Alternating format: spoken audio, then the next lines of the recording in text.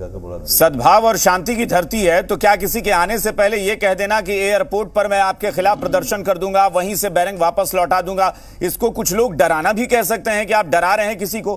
भाई शांति की धरती है तो आने दीजिए ना, अगर कुछ गड़बड़ करेंगे तब आप बोलेंगे ना। नहीं, किसी के आने और जाने पर कहां रोक है अभिषेक जी? नहीं तो एयरपोर्ट सचमुच शांति। भाई आपकी सरकार के मंत्री ने कह दिया कि एयरपोर्ट पर प्रदर्शन कर देंगे। मैं अपनी बातों को कह रहा हूं आपके सामने अभिषेक जी। हमारी पार्टी, हमारे नेता हर जाति धर्म के लोगों का सम्मान करते हैं। बिहार एक ऐसा प्रदेश है जहां सभी जाति धर्म के लोगों को अपना काम करने की खुली छूट है, आजादी है। हाँ, कोई भावनाएं भड़काए, कोई राजनीति करने की कोशिश करे, लोगों को जिससे नुकसान पहुंच सके, वैसी चीजें सरकार के द्वारा बर्दाश्त नहीं की जाती है। और उसके कई उदाहरण आपके सामने भी हैं। हमें लगता है जैसे हम लोग हिंदू हैं, सनातन संस्कृति को मानते हैं, पूजा पाठ में विश्वास रखते हैं। हमारे बहुत सारे दोस्त मित्र हैं जो इस्लाम धर्म से है, कुछ सिख समुदाय से आने वाले लोग हैं, कुछ क्रिश्चियन होते हैं। तो धर्म तो आस्था का विषय होता है, कोई भी किसी धर्म को मान सकता है। और देश संविधान से चलता है, किसी धर्म ग्रंथ से नहीं। आस्था का विषय अपना अलग अलग है। हम अपने धर्म को बेहतर मानते हैं, अच्छा मानते हैं, ये एक बात है। लेकिन इसका ये मतलब नहीं होता है कि हम किसी और धर्म के खिलाफ जहर उगलें या कोई भी खराब सी बात कहें।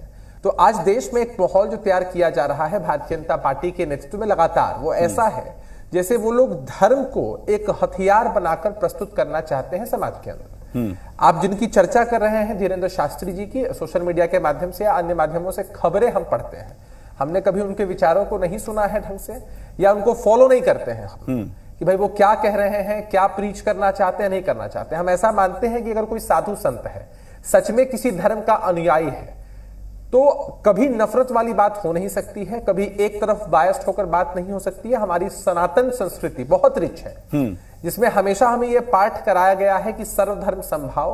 और हमारा तो मजहब नहीं सिखाता आपस में बैर रखना।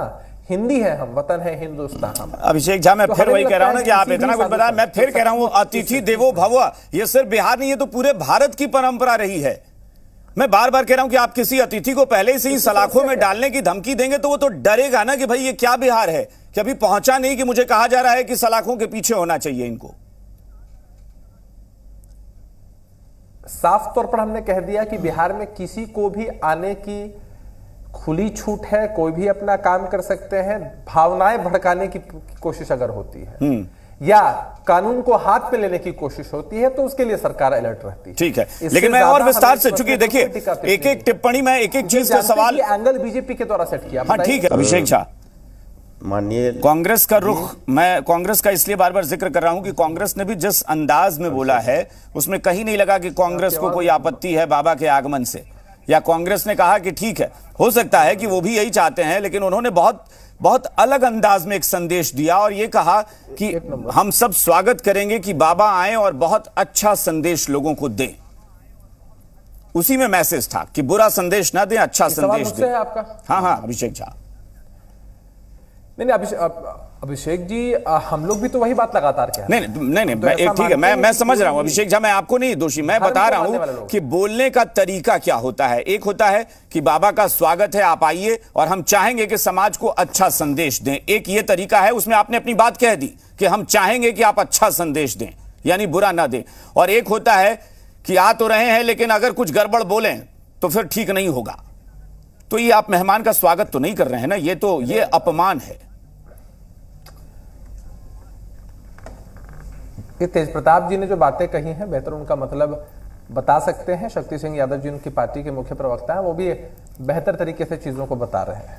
हम जो चर्चा करने बैठे हैं इसकी जड़ तक जाने की जरूरत है।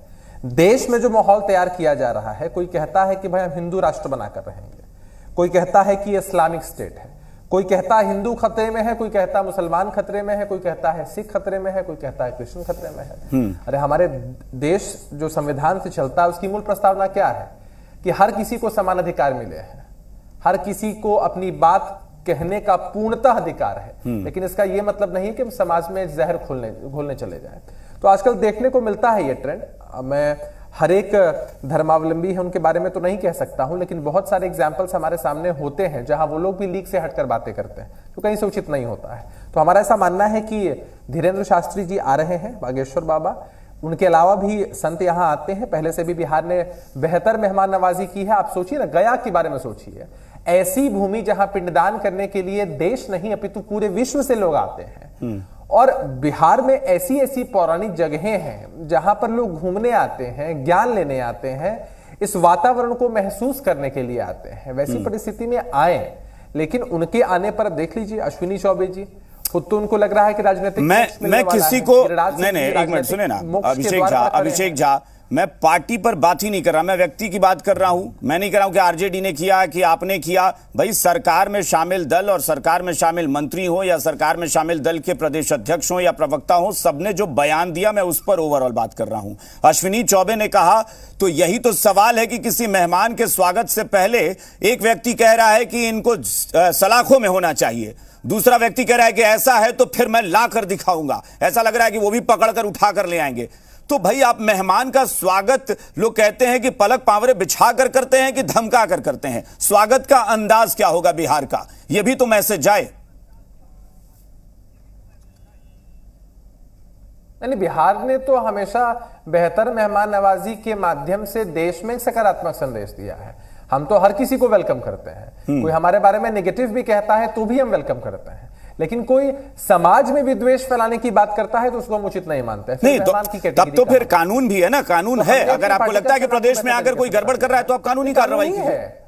कानून ही है, नहीं कानून ही है। भाजपा के लोग भले ही हवा देने की कोशिश करें, लोगों को मैनिपुलेट करें ताकि माहौल खराब हो जाए, लेकिन हम कानून के माध्यम से ही उनको जवाब देंगे।